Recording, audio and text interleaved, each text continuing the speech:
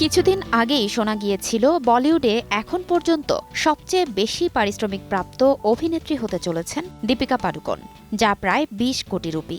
মূলত বলিউড নির্মাতা সন্দীপ রেড্ডি ভাঙার বহুল প্রতীক্ষিত স্প্রিট সিনেমায় অভিনয়ের কথা ছিল দীপিকা পাডুকোনের।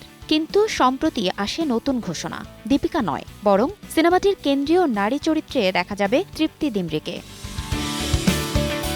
তৃপ্তির এই সিনেমায় যুক্ত হওয়ার খবরটি ইনস্টাগ্রামে আনুষ্ঠানিকভাবে ঘোষণা করেছে প্রযোজনা প্রতিষ্ঠান টি সিরিজ। ইনস্টাগ্রামে প্রকাশিত বিবৃতিতে লেখা হয়, পর্দায় নতুন এক শক্তিশালী জুটির আগমন। আমাদের প্যান ওয়ার্ল্ড সিনেমা স্প্রিটে তৃপ্তিকে নিতে পেরে আমরা আনন্দিত। ছবিতে আছেন প্রভাস, পরিচালনায় সন্দীপ রেড্ডি ভাঙা। পোস্টে আরও জানানো হয়, চলতি বছরই এর দৃশ্য ধারণ শুরু হবে।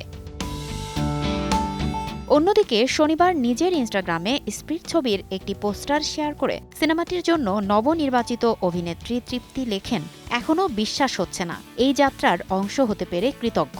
ধন্যবাদ সন্দীপ রেড্ডি ভাঙা, আমি গর্বিত। এই সিনেমা থেকে দীপিকার সরে যাওয়ার প্রসঙ্গে পরিচালকের দাবি, অতিরিক্ত পারিশ্রমিকের চাহিদা রয়েছে দীপিকার। তিনি মাত্র ৮ ঘণ্টা কাজ করার শর্ত দিয়েছিলেন। এরপর বিষয়টি আরও জটিল হয়ে ওঠে যখন অভিনেত্রী ছবির লাভের একটা বড় অংশ চেয়ে বসেন।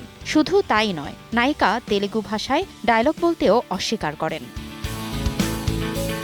এদিকে প্রথমবারের মতো একসঙ্গে স্ক্রিন শেয়ার করতে চলেছেন প্রভাস ও তৃপ্তি। তাদের জুটি নিয়ে ইতোমধ্যেই দর্শক মহলে আগ্রহ তুঙ্গে। ফারজানা লিনা, সময় সংবাদ।